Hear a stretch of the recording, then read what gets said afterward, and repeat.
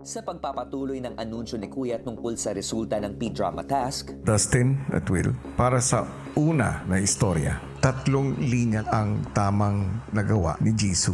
Masaya kong Bumalik ka nga. makita ka muli. Ang tagal kong hinintay ito. Tupatin pa yung pangako natin na tayo lang. Kasi Bakit ka bumalik? Bakit, Jisoo? Bakit? mahal na rin kita. Nangangahulugan na sa inyong unang istorya ay nagawa ni Jisoo ang ating napagkasunduan. Pero may pangalawang istorya pa. Sa inyong ikalawang istorya, walang naitama na pagsabi ng linya si Jisoo. Ako naman yung taong akma ko, mamahalin ako tama. Oo, masakit. Pero nandiyan ka. Oye, salamat dahil tinanggap ako mahal. Sa mahal kita.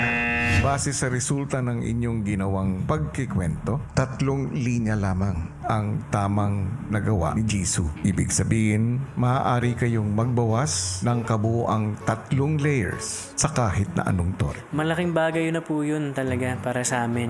Sobrang proud ako kay Jisoo. Binibigay niya po yung best niya to memorize.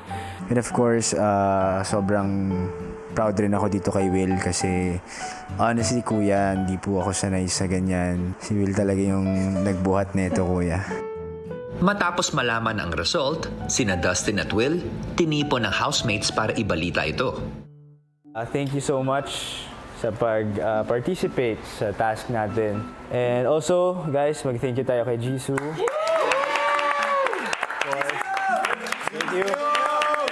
Nakagawa siya ng 3 tamang sentences. So, ang reward na binigay ni Kuya sa atin is mababawasan yung layers ng cup natin. Even though the result is not perfect, I feel masaya ko. Kaya sobrang gigil din talaga kami dahil magawa ito kasi gusto namin matulungan, of course, yung mga mabubuhat. Happy po ako sa results at saka sa reward ng performance. And Wow! Congrats naman, housemates!